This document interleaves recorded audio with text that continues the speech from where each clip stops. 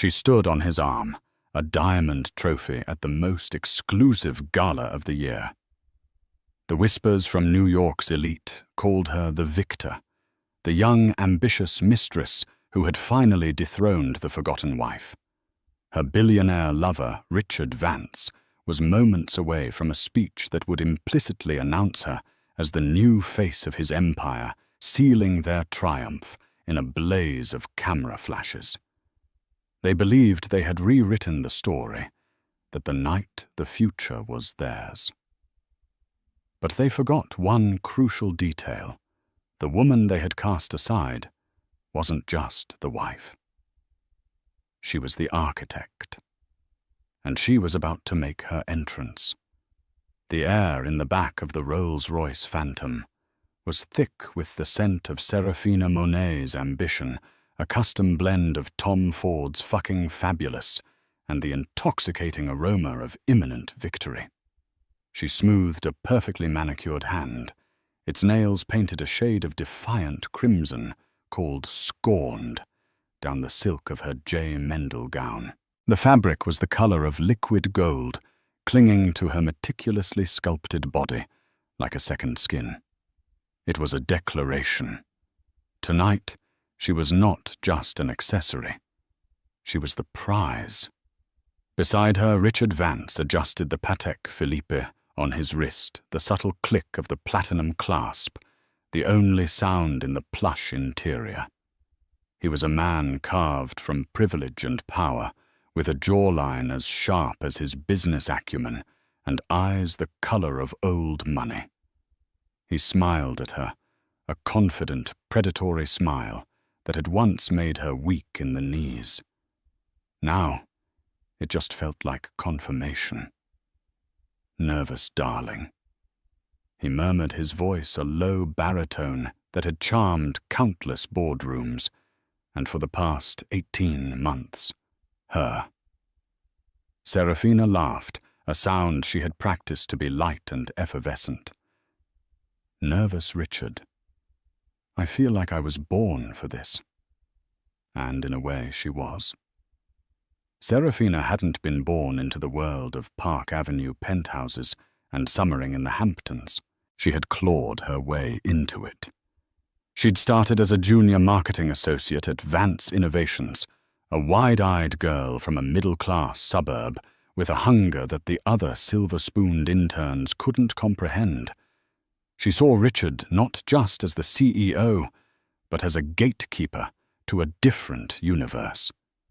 She had studied him, learned his tastes, his weaknesses, his desires. His greatest weakness, she'd discovered, was his vanity. His greatest desire was to feel young and adored. His wife Eleanor had long since ceased to provide that. Serafina had only seen photos of her, a woman with classic, severe beauty, perpetually dressed in tasteful but uninspired Chanel suits. The society pages called her the reclusive Mrs. Vance, a ghost who haunted the background of her husband's empire. Richard spoke of her with a mixture of pity and annoyance, a business arrangement that had grown stale. She's comfortable, he'd say the word, dripping with disdain. She doesn't understand the drive, the fire. Serafina was all fire. The car glided to a stop before the grand entrance of the Metropolitan Museum of Art. The Vance Foundation annual charity gala was the crown jewel of the New York social calendar, a night where titans of industry paid exorbitant sums to dine amongst ancient artifacts, all under the guise of philanthropy.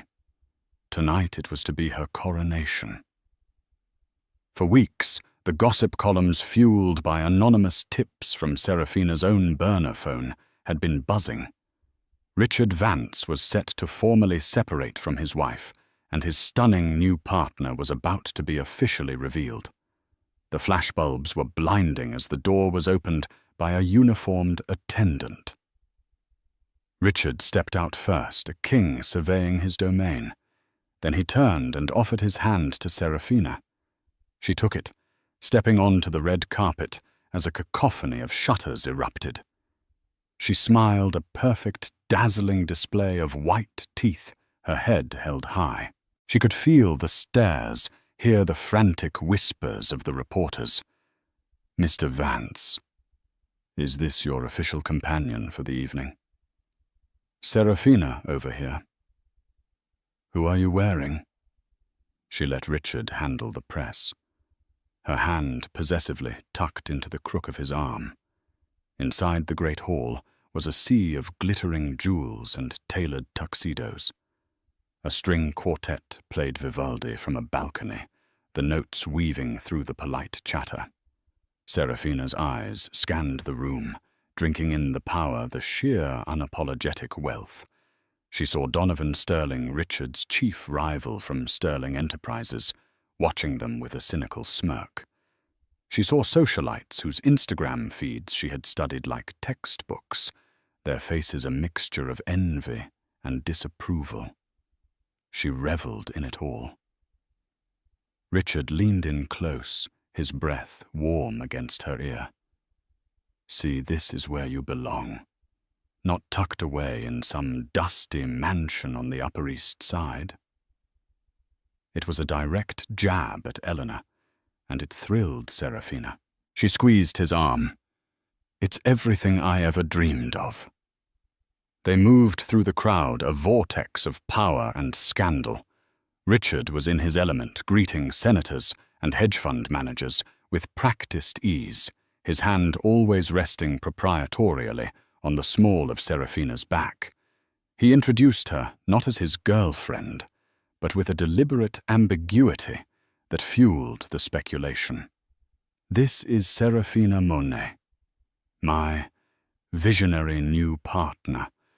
She played her part flawlessly, discussing market trends with a tech billionaire one moment and complimenting a society doyenne on her Harry Winston necklace the next. She felt their judgment, the cold appraisal in their eyes, but she mistook it for jealousy. They were looking at the future, and she was it. Eleanor Vance was the past, a black-and-white photograph in a digital world. Later, as they stood by the Temple of Dendur, spectacularly lit within its glass-walled enclosure, Richard clinked his champagne flute against hers. To new beginnings he toasted his eyes, locking with hers. To the future, she replied, her voice husky with emotion. The future of Vance Innovations. The future of her name, Monet, linked with his. The future she had fought for, schemed for, and now finally won.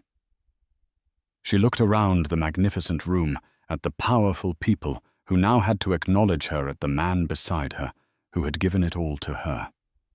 The wife Eleanor was a non-entity, a footnote in a story that was now unequivocally hers.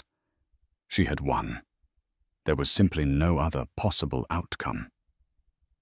Richard Vance felt a surge of pure, unadulterated power. It was a feeling more intoxicating than the vintage Dom Perignon, flowing freely around him, more satisfying than closing a multi-billion-dollar deal.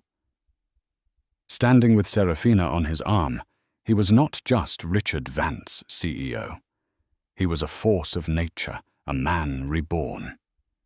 He glanced at Serafina, her golden dress shimmering under the carefully curated museum lighting. She was exquisite, a perfect symbol of his success. Young, sharp, beautiful, and utterly devoted to him. She looked at him with an awe that Eleanor hadn't shown in over a decade. Eleanor looked at him with the cool, appraising gaze of a business partner, a silent accountant tallying his flaws. He hated that look. He hated the quiet way she could dissect his most ambitious plans with a single logical question. He hated that her family's money, the initial seed that had started it all, was a silent, unspoken fact that hung between them. He'd taken that paltry sum and built an empire, his empire. He had done the work, taken the risks, schmoozed the investors. She had merely existed a silent partner in a life she no longer seemed interested in living with any passion. Tonight was a declaration of independence. By bringing Serafina here to his gala, he was making a statement to the world, and more importantly, to Eleanor. He was done playing the part of the dutiful husband. The Vance name was his. The company was his. And he would have a woman on his arm who reflected his own brilliance, not the staid old money legacy of his wife's family. Richard Darling. Donovan. Sterling is staring daggers at us. Serafina whispered, pressing closer to him. Richard followed her gaze and saw his rival standing near a Roman bust, a scotch in his hand, and a sardonic smile on his lips. "Let him stare," Richard said, with a dismissive wave. "He's a dinosaur. His company is built on old tech. We're the future." He believed it. Vance Innovations was soaring thanks to a series of aggressive acquisitions and the launch of their new Prometheus AI platform. It was his vision, his genius. He had steered the ship, and now he was reaping the rewards. As the gala's host, he was scheduled to give the keynote address after dinner. He had tweaked the speech himself that afternoon, adding subtle lines that to the discerning ear would signal the changing of the guard. He would speak of new eras of shedding the past to embrace a bold future, and of the inspiration that drives a man to reach new heights. He would gesture vaguely in Serafina's direction as he said it, and the gossip columns would have their headline for the morning. He guided Serafina towards their table front and center, a small plaque reading "Reserved for Mr. Richard Vance." He made a point of pulling out her chair himself, a public display of chivalry that was both for her and for the hundreds of pairs of eyes watching them. The dinner was a blur of bland poached salmon and meaningful conversations. He networked, he charmed, he held court. All the while he was acutely aware of Serafina beside him, her presence a constant, thrilling validation. He felt a pang of guilt, but it was shallow, easily dismissed. Eleanor had chosen this. She had chosen her charities, her quiet lunches at the Carlisle, her predictable, passionless existence. She had checked out of their marriage years ago, leaving him no choice but to seek life elsewhere. This was a consequence of her own coldness, not his infidelity. Or so he told himself. When the time came, the Foundation's chairman, a portly man named Arthur Hemmings, walked to the stage. And now it gives me great pleasure to introduce the man whose vision and generosity make all of this possible. The founder and CEO of Vance Innovations. Mr. Richard Vance. Applause, polite but enthusiastic, filled the hall. Richard stood buttoning his custom Brioni tuxedo jacket. He gave Serafina's hand a squeeze under the table, a silent promise. "Wish me luck," he whispered. "You don't need it." She breathed, her eyes shining with adoration. He walked on to the stage, the bright lights warming his face. He felt invincible. He gripped the sides of the lectern, looking out over the faces of New York's most powerful people. They were all here, hanging on his every word. He was the king of this castle. He began his speech, his voice resonant and confident. He spoke of the Foundation's work of innovation, of the future. He was halfway through a well-rehearsed anecdote about a recent trip to the Tokyo office when he saw it. A subtle shift in the room, a ripple of whispers, starting from the back near the grand entrance. Heads were turning not towards him, but away from him. The focused attention of the room was fracturing, dissipating. A flash of irritation crossed his face. He was losing his audience. What could possibly be more important than him? He followed their gaze. A figure had appeared at the main archway, silhouetted for a moment against the light of the great hall. The whispers grew louder, more urgent. His confident flow faltered. He trailed off mid-sentence, his mouth suddenly dry. The figure stepped into the light. It was a woman. She wasn't wearing a glittering gown. She was wearing a perfectly tailored midnight blue Armani pantsuit that screamed power, not prettiness. Her silver blonde hair was pulled back in a severe, elegant chignon, and on her lapel was a simple diamond brooch he hadn't seen in years. It was the first piece of jewelry he had ever given her. It was Eleanor. His heart hammered against his ribs. She wasn't supposed to be here. She never came to these things anymore. She hated the publicity, the glad-handing. Her presence was a violation of their unspoken rules. He looked from her cold, calm face to Serafina at the table, whose own expression of triumph had frozen into a mask of disbelief and horror.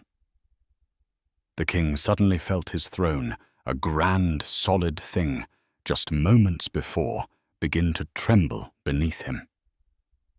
The sudden appearance of Eleanor Vance did not just ripple through the room. It fractured the carefully constructed reality of the evening. The polite veneer of high society, usually so resilient, cracked under the weight of her silent, unexpected arrival.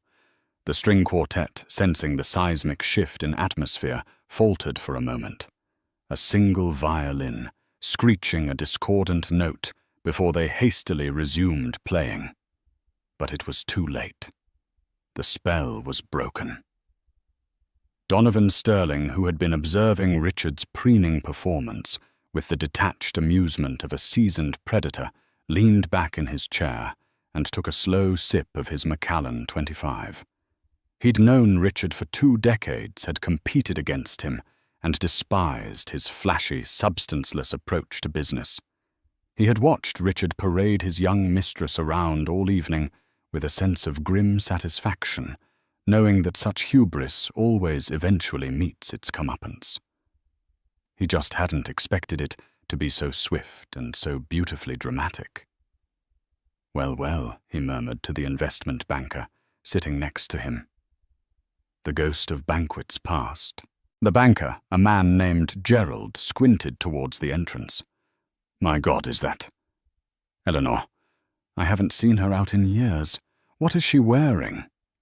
"A pantsuit to the Met Gala." "She's not here for the fashion," Gerald Donovan said, a rare, genuine smile touching his lips. "She's here for business." At a nearby table, Beatrice Caldwell, a society columnist for a high-end magazine, whose pen could make or break a reputation, was already dictating a frantic message into her phone. "Eleanor Vance has just arrived. Repeat the Eleanor Vance. She looks formidable. This is no longer a simple society scandal. This is a declaration of war. Get a photographer to the entrance now. Forget the B-list celebrities on the steps." The whispers were now a low, persistent hum, the sound of 100 private conversations happening at once. "Look at Serafina's face. She looks like she's seen a ghost. Poor girl. She actually thought she had him. Don't feel too sorry for her. She knew what she was getting into. But to do this here in front of everyone, it's magnificent and utterly brutal. Richard looks like he's about to have an aneurysm on stage." They were right. On the brightly lit stage, Richard Vance was frozen. His speech, his confident posture, his carefully crafted persona all had evaporated. He looked like a man who had been caught not just with his hand in the cookie jar, but attempting to steal the entire jar factory. His eyes darted between Eleanor, a vision of icy composure, walking slowly, deliberately into the room, and Serafina, whose face had gone pale beneath her expensive makeup. The golden J. Mendel gown that had seemed so triumphant moments before now looked garish, the costume of a failed usurper.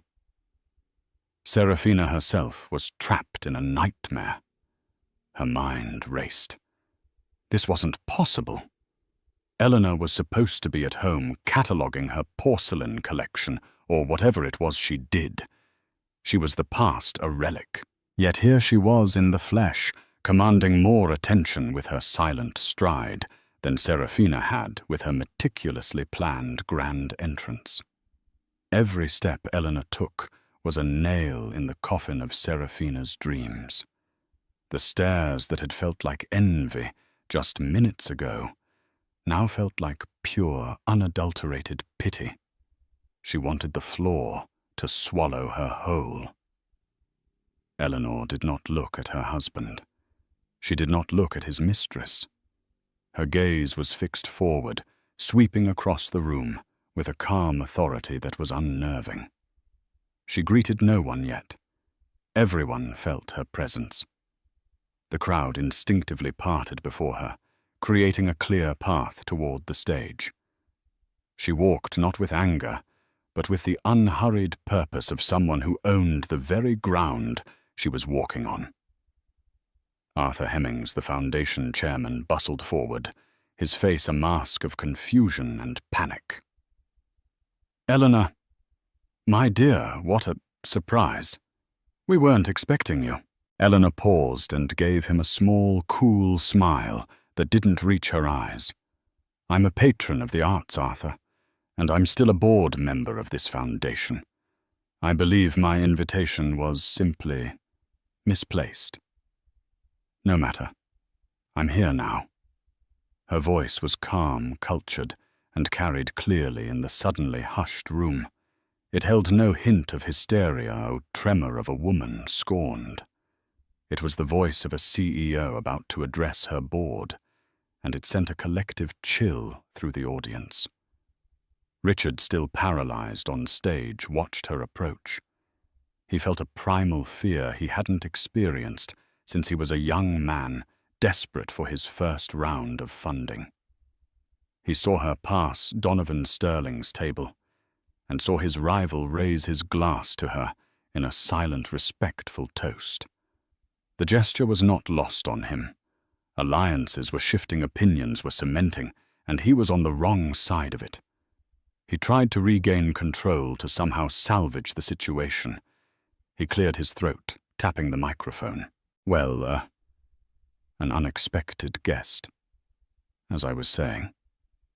But no one was listening to him anymore. All eyes were on Eleanor as she reached the small set of stairs leading to the stage.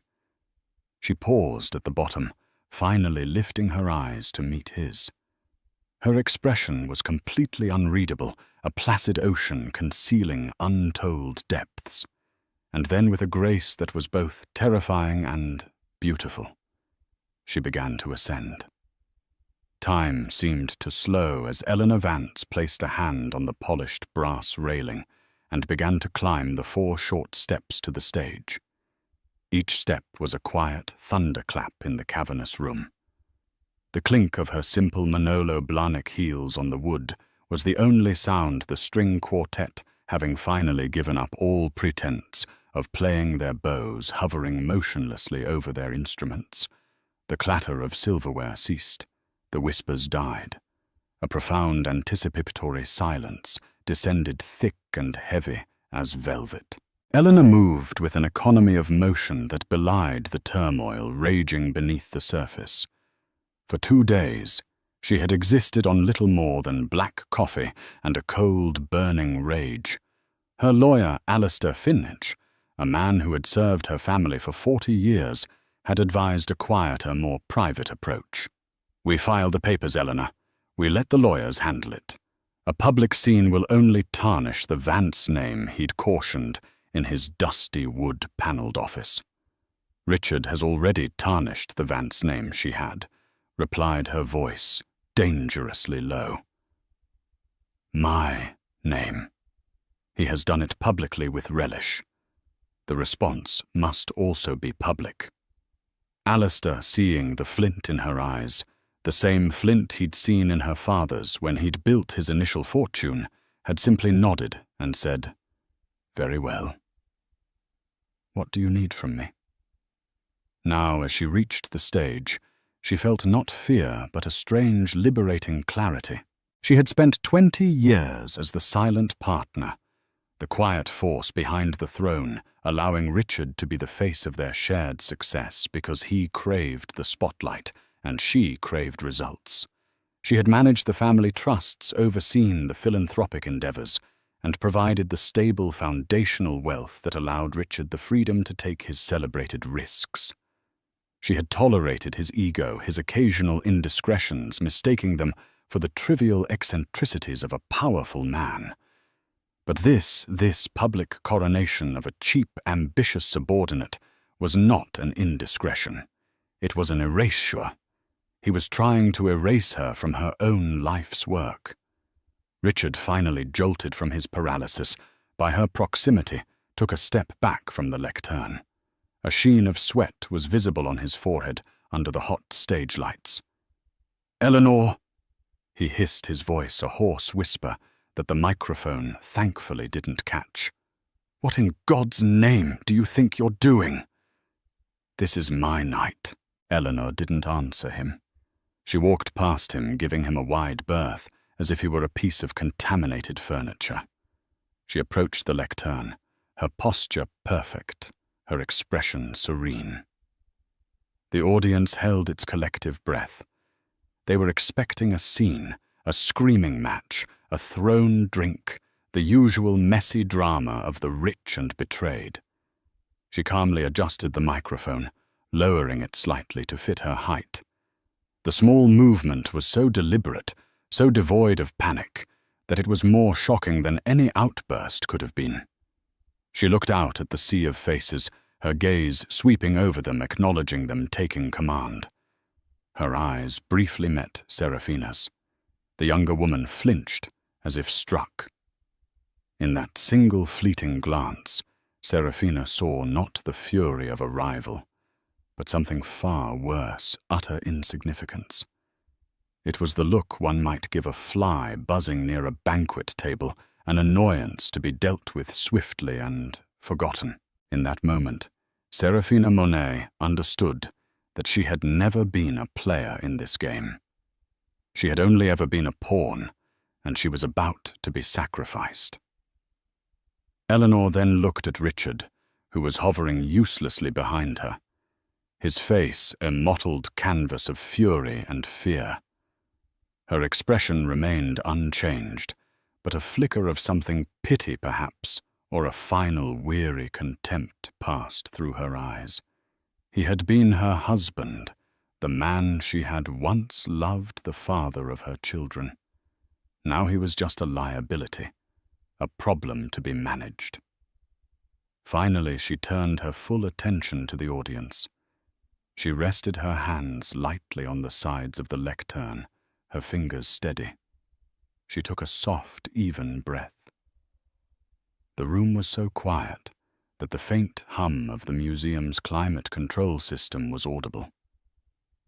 "Good evening," she began, her voice, perfectly modulated, calm and clear, amplified by the sound system to fill every corner of the vast space. "I apologize for the interruption. My husband appears to have lost his place in his speech." A few nervous titters broke the silence. The line was delivered with such dry surgical precision that it was both a wifely excuse and a devastating critique. Richard's face darkened with humiliation. He has a habit of getting carried away. Eleanor continued, her voice still smooth as silk. "Especially when it comes to telling stories. He's always been a wonderful storyteller. But I find, as one gets older, that facts become so much more important than fiction." She paused, letting the words hang in the air. The hook was set. The entire gala, from the senators to the socialites, leaned in. They were no longer spectators at a charity dinner. They were the audience at a public execution, and the executioner was a woman in an Armani pantsuit.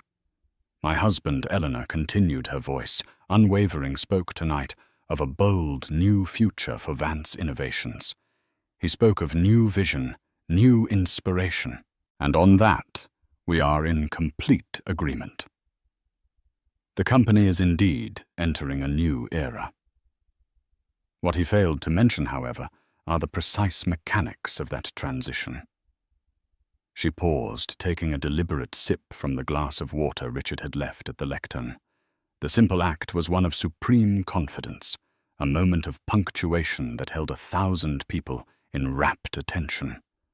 Richard, standing behind her, looked like a man searching for an exit on a sinking ship.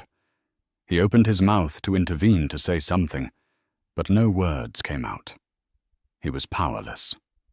The stage was his, but the night was hers. Most of you know me as Eleanor Vance, Richard's wife. She set her eyes, scanning the faces of people she had known for decades. The quiet one, the one who chairs the library committee and hosts the occasional charity luncheon. This was a narrative that for a long time was convenient. It allowed my husband to be the public face of our endeavors, while I managed the less glamorous but far more critical foundational aspects of our wealth. A murmur went through the room. This was not the speech of a scorned woman. This was the speech of a chairman of the board. When my father George DeWitt passed away, Eleanor's voice took on a sharper, more clinical tone. He left his entire estate, including his portfolio of groundbreaking semiconductor patents, in a trust. The Eleanor DeWitt Grantor Trust, to be exact.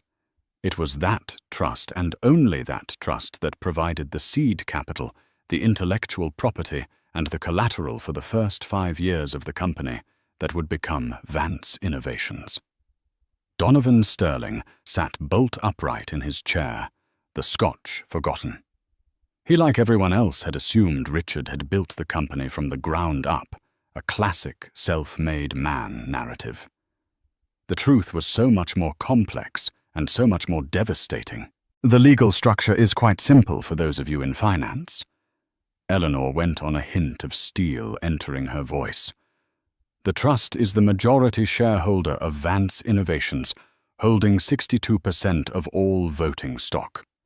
I am the sole trustee and sole beneficiary of that trust.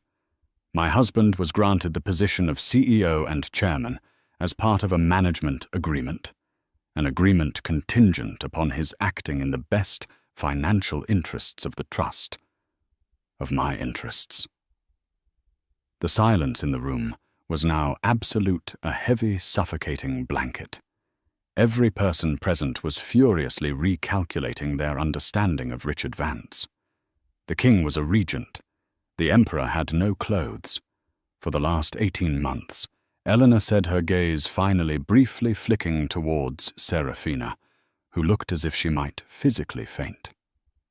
Mr. Vance has engaged in behavior that can only be described as reckless.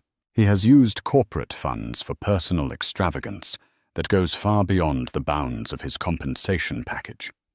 He has leveraged company assets to secure personal loans for non-business-related ventures. She let the euphemism hang in the air, a poisoned dart, and his recent attempts to install a demonstrably unqualified individual.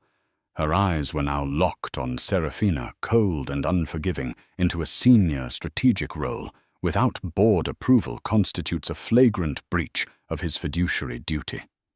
Seraphina felt 1,000 pairs of eyes on her, stripping her bare. It was true.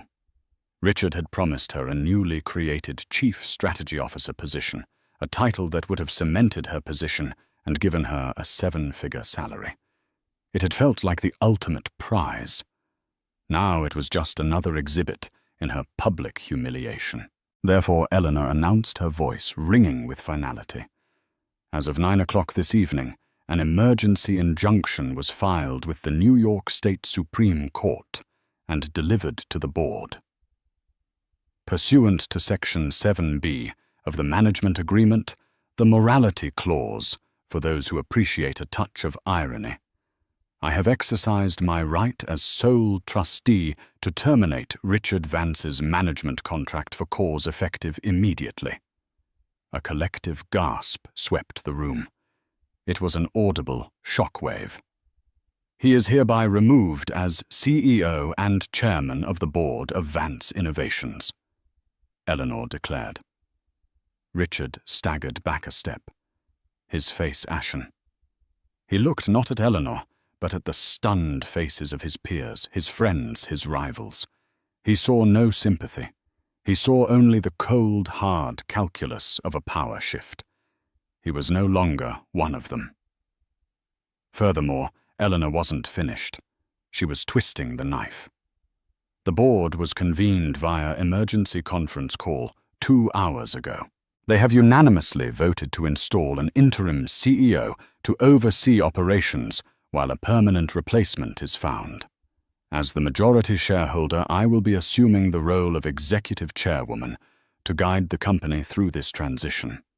She looked directly at Richard, and for the first time, a sliver of emotion showed on her face, a profound glacial disappointment. Richard, your personal effects will be packed and sent to your club. The locks on the townhouse have been changed. The corporate accounts have been frozen. A severance package, one far more generous than you deserve, has been drafted by my lawyer. I suggest you sign it. She then looked back at the audience. I apologize for bringing business to a charity event. But when an infection is found, it must be cut out swiftly and cleanly before it poisons the entire organism. Vance Innovations is a strong company. It was built on a solid foundation, and it will have a bold, new, and transparent future. Thank you. With that, she stepped back from the lectern. She had not raised her voice. She had not cried. She had simply and methodically, with the precision of a surgeon, dismantled a man's life and empire in under 5 minutes. For a long moment, nobody moved.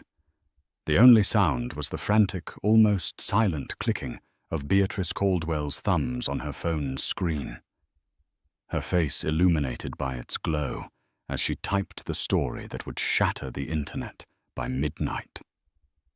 The guests were frozen, trapped between the thrill of witnessing such a monumental implosion and the social awkwardness of its immediate aftermath. Then the dam broke. The photographers who had been held at the edges of the room surged forward, their flashes erupting in a blinding, strobing frenzy. They ignored Eleanor, who was now being discreetly flanked by 2 stern-looking men in dark suits she had hired for the occasion. Their lenses were aimed squarely at the 2 figures left stranded on the stage, the deposed king and his would-be queen. Richard Vance stood as if turned to stone, his face a grotesque mask of disbelief. The world he had built, the identity he had so carefully curated, had been obliterated. He was no longer Richard Vance, the visionary CEO. He was just a man in an expensive suit who had been fired by his wife in front of everyone he knew. He saw his rival, Donovan Sterling, slowly get to his feet and begin a slow, deliberate clap. It was an applause of one, but it was deafening in its mockery. Soon a few others, those who had long harbored resentment for Richard's arrogance, joined in. It was not an ovation, it was a verdict. Seraphina's world had shrunk to the size of the tabletop in front of her. The stares, the flashes, the pitying and scornful looks, they were physical blows. Her golden dress felt like a clown costume. The diamond necklace Richard had given her, the one she'd flaunted on Instagram just hours before, with the caption, "The future is bright," felt like a lead weight around her neck. She pushed her chair back, a desperate animal instinct to flee kicking in. She had to get out. She stumbled to her feet, her stilettos catching on the thick carpet. She didn't look at Richard. He was no longer her ticket to the stars. He was the anchor dragging her to the bottom of the ocean. Her eyes darted around, looking for an escape, but there was none. She was the center of a storm of her own making. Eleanor, meanwhile, descended the stage with the same calm purpose with which she had ascended. Her lawyer, Mr. Alistair Finch, materialized at her side, a folder tucked under his arm.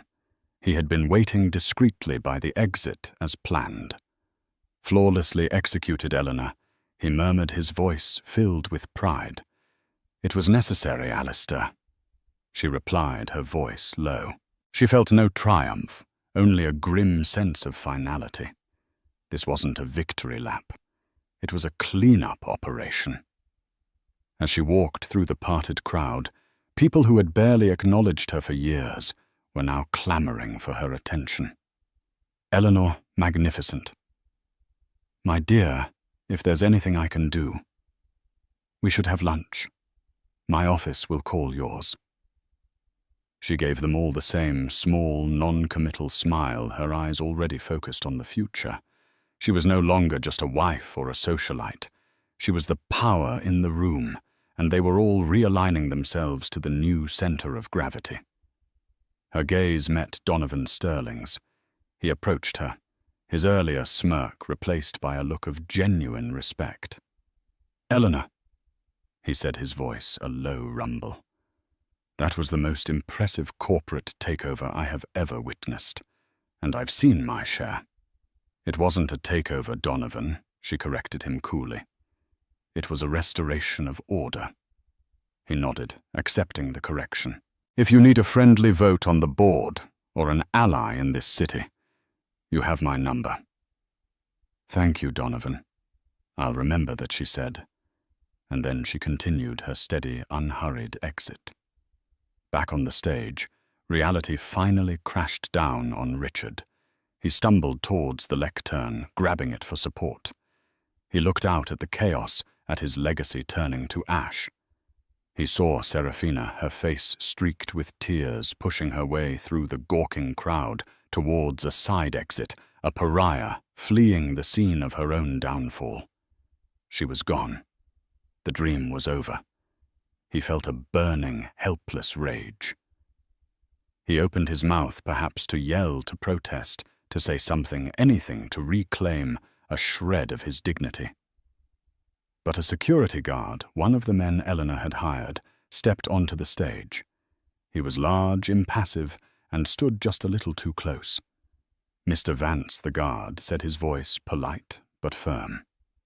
I think it's time to go. The public humiliation was complete. Escorted by a guard like a common trespasser, Richard Vance was led off the stage and out of the room, the sound of camera shutters following him like a volley of gunfire. The gala was over. The rain had ended. 2 weeks later, the corner office on the 54th floor of the Vance Innovations building, now officially rebranded as DeWitt Technologies, was unrecognizable. The dark mahogany, the overstuffed leather chairs, and the mounted sailfish from one of Richard's ludicrous fishing trips were all gone. In their place were clean lines, modern art, and a large glass desk that was almost completely clear, save for a laptop and a single perfect white orchid. Eleanor stood by the floor-to-ceiling windows, looking down at the controlled chaos of Fifth Avenue. She wasn't wearing a power suit today, but a simple, elegant cashmere dress in a deep shade of cobalt blue. She felt lighter. The weight of 20 years of propping up a fragile male ego had been lifted, and in its place was the energizing burden of genuine responsibility. Her first week as executive chairwoman had been a whirlwind. She had personally addressed the entire company via a town hall, assuring them of stability and a new direction focused on sustainable innovation rather than Richard's reckless headline-grabbing acquisitions. She had promoted a brilliant, overlooked female engineer to chief technology officer and had begun the process of untangling the financial mess Richard had left behind. The markets, after an initial shock, had responded favorably. The stock, now under the DeWitt name, had rallied. The story of the quiet wife who was secretly the genius founder was a narrative investors could get behind. Her phone buzzed. It was a text from her daughter, a graduate student at Stanford, saw the Forbes article. The matriarch of Manhattan. You're officially a legend, Mom. So proud of you. Eleanor smiled, a genuine, unburdened smile. That more than anything was what this was for. To reclaim not just her company, but her own story for herself and for her children. The fates of the other two players in the drama had unspooled just as publicly. Richard, after a week of hiding at his golf club, had attempted a public relations offensive, giving a disastrous interview where he portrayed himself as the victim of a vindictive, power-hungry wife. It backfired spectacularly. He became a laughingstock, a meme, a cautionary tale whispered in boardrooms across the country. Stripped of his corporate power and social standing, he was a hollow man rattling around in a world that no longer had a place for him. His lawyers were now fighting for the scraps of the generous severance package Eleanor had offered. Serafina's fall had been even more precipitous. Her influencer career, built on an image of aspirational luxury and access, evaporated overnight. Brands dropped her. Her followers, who had once envied her, now mocked her relentlessly in the comments section. The usurper, they called her, the face of failure. She had deactivated her accounts, sold the jewelry Richard had given her to pay her rent, and disappeared from the public eye. Her 15 minutes of fame had ended in a lifetime of infamy. She had gambled everything on a king, only to discover he was a jester. Eleanor felt a fleeting pang of something akin to pity for them both. They were casualties of their own greed and arrogance. But she did not dwell on it. She was looking forward, not back. Her assistant buzzed on the intercom. "Miss Vance, Mr. Sterling, is on the line for you." Eleanor walked over to her desk and picked up the phone. Donovan. "To what do I owe the pleasure, Eleanor?" His voice boomed through the receiver. "I just saw your latest quarterly projection. It's aggressive. I love it. I think it's time we talked about that merger my people proposed a few years back." The one Richard laughed out of the room. Eleanor gazed out the window again at the spires of the city stretching out before her. A new landscape of possibilities. "I'm listening," she said, a hint of a smile in her voice. "But let's be clear, Donovan. It wouldn't be a merger. It would be an acquisition." She was no longer the silent partner, the reclusive wife, the ghost in the machine. She was Eleanor DeWitt Vance, the woman who had built an empire, lost it, and in one spectacular night took it all back. And she was just getting started. 3 months after the gala, a season had turned. The crisp autumn air that had greeted Eleanor's revolution had given way to the biting chill of a New York winter. Snow dusted the gargoyles of the DeWitt Technologies building, but inside Eleanor's office, the atmosphere was one of focused, productive warmth. Her leadership had not just stabilized the company, it had invigorated it. Morale was at an all-time high, and a new project born from the very patents her father had created was already showing promise that dwarfed anything Richard had achieved in his final years. But victory, she was learning, had its own complex emotional architecture. It was not a single triumphant peak, but a new landscape to be navigated, complete with its own ghosts. Today she was confronting them directly. She stood not in her sleek, modern office, but in the echoing marble foyer of the Upper East Side townhouse she had once called home. The air was cold, the heating turned down to a skeletal minimum. Most of the furniture was gone, either sold or sent to her new, more contemporary apartment overlooking Central Park. All that remained were a few pieces shrouded in white dust covers, looking like silent, sorrowful spectres. She was here for a final walkthrough before the property was listed, a final severing of ties. She walked into the Grand Library, a room where she had spent countless lonely evenings while Richard was working late. The shelves once lined with his collection of unread leather-bound classics were now bare. She ran a hand along the dusty wood of his former desk. The very desk where he had likely taken Seraphina's calls, where he had planned his new life while living in the shell of their old one. She felt no anger, only a profound sense of distance, as if observing the artifacts of a stranger's life. He had been a man who loved the props of power more than the substance of it. This empty room was a perfect monument to him. Her phone vibrated in her coat pocket. An unknown number. She almost ignored it, but a strange intuition made her answer. "Hello." The voice on the other end was a ghost itself, thinner, raspier, stripped of its confident baritone. "Ellie Richard." She straightened her spine, her hand falling away from the desk.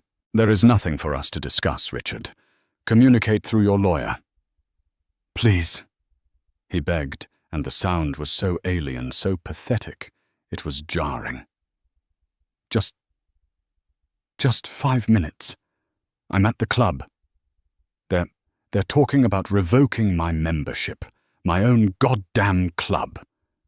That is a consequence of your actions," she said, her voice as cold and empty as the room around her.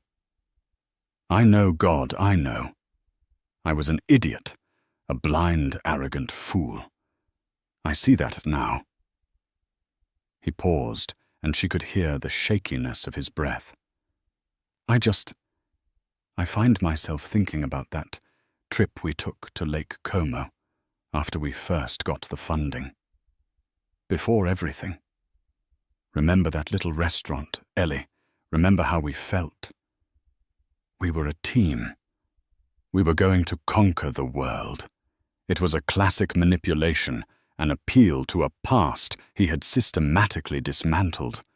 A year ago it might have worked. It might have found a crack in her resolve. But she was no longer that woman. The foundation had been tested, and the cracks had been filled with steel. I remember a young woman who believed in her husband.